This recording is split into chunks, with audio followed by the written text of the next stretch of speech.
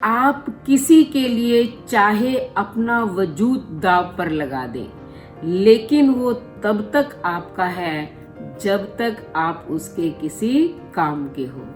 जिस दिन आप उसके काम के नहीं रहोगे, उस दिन वो आपकी सारी अच्छाई भूलकर अपनी औकात दिखा देगा। राधे राधे। शर्मा जी की कहानी चैनल पर आप सबका हार्दिक हार्दिक स्वागत, अभिनंदन। बेटा, परमात्मा जो करता है वो बहुत अच्छा करता है।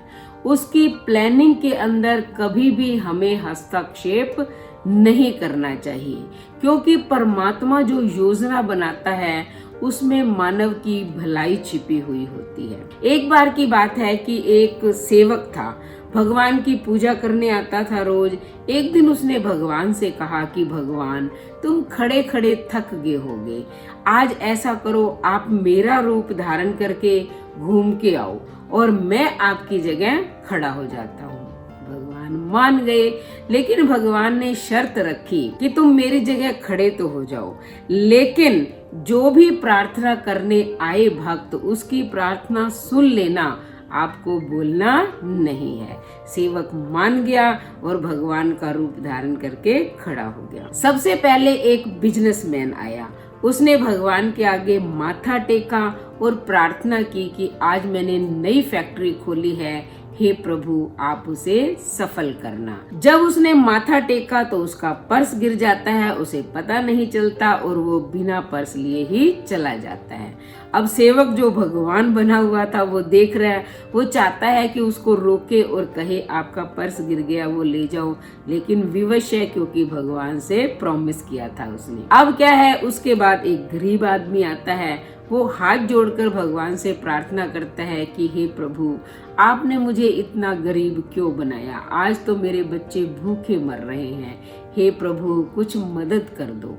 अब उसकी दृष्टि उस पर्स पर पड़ती है, वो भगवान का धन्यवाद करता है, पर्स उठाता है और चला जाता है। उसके बाद जो है एक नाविक आता है। नाविक ने जाना होता है यात्रा पर, इसलिए वो भगवान से प्रार्थना करता है कि हे प्रभु, मैं अपने जहाज को लेकर समुद्र के रास्ते 15 दिन के लिए जा रहा हूँ, आप मार्ग में कोई अड़चन पैदा मत करना। अब वो प्रार्थना कर ही रहा था कि इतने में ही वो बिजनेसमैन पुलिस को लेकर वहां आ जाता है और कहता है कि इस मंदिर में मेरे बाद जो है ये नाविक आया है, इसलिए आप इसको पकड़ ले।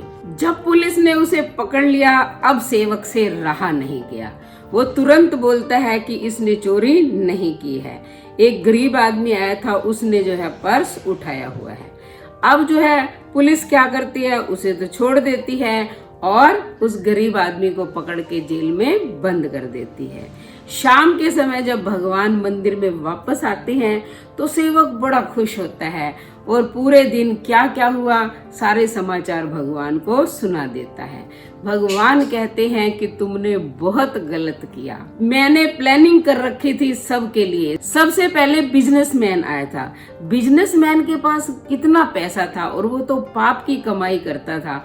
अगर उसका पर्स गिर भी गया था तो क्या फर्क पड़ जाता, बेचारे गरीब की मदद हो जाती, लेकिन तुमने बीच में बोल दिया, इसलिए उस गरीब को जेल में डाल दिया गया।